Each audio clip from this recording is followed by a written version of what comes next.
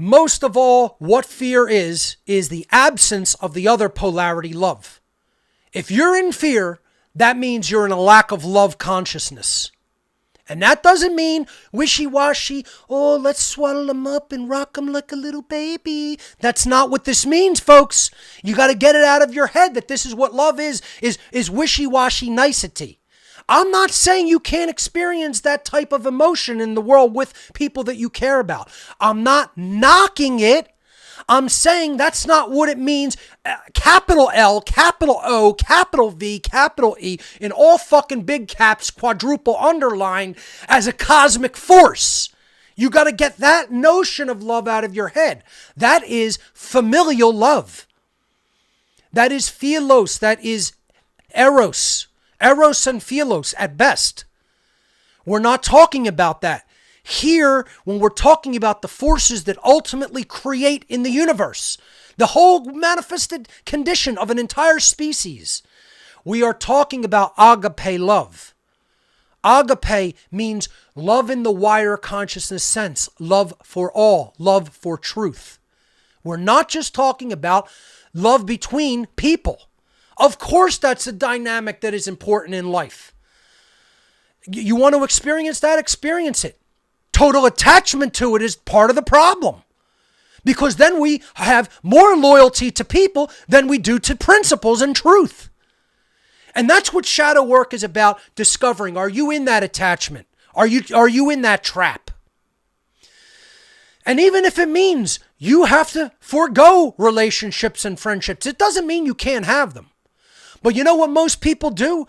They make the relationship and the friendship and the familiarity, okay? They make that their sole fidelity, the thing that they are going to be so loyal to.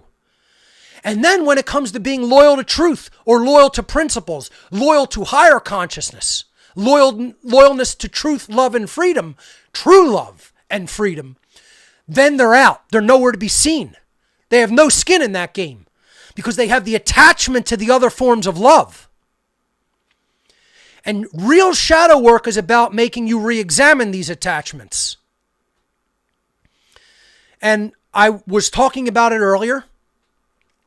I had read many reviews of this movie and never watched it in my whole life. And people have ultra strong feelings about this movie. I might break it down on a future show because they have no idea what it really means.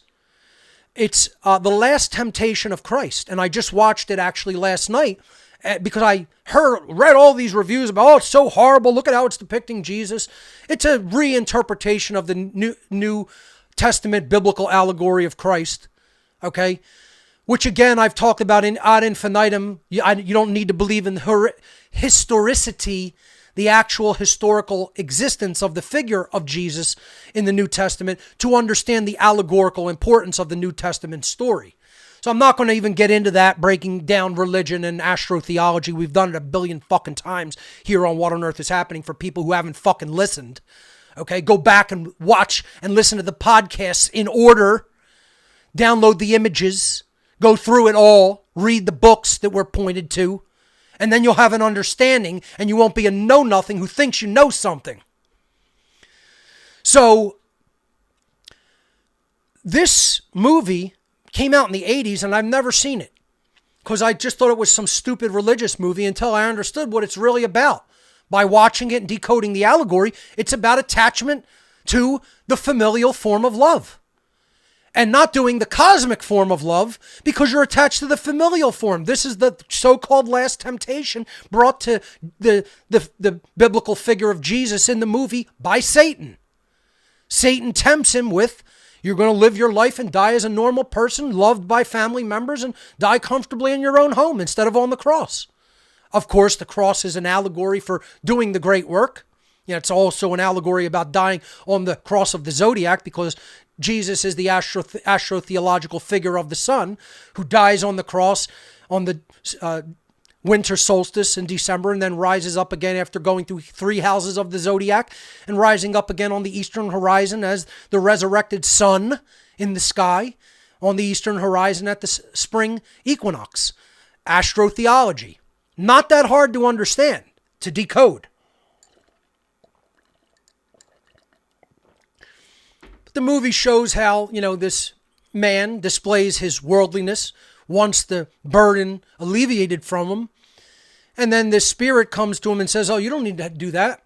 You don't need to make that sacrifice of your life, Takes him down off the cross, brings him to a loving family that he lives out his whole days and is prepared to die. And Judas, of all people, is portrayed as the one who reminds him of what he's there to do, his purpose. Very similar to the Christian allegory of the Matrix, resurrection, And the Judas figure, again, that was the crew of the Mnemosyne. I couldn't remember the name, the Greek goddess of memory, the crew. The plaque references Mark 3:19, which is Judas, and that's the crew represents that. They're willing to make the sacrifice to do what needs to be done. So Judas is willing to turn in Jesus in the movie, and this is Jesus' own idea in the movie. I like the twists that are presented in it, but the reason I'm even bringing it up is because it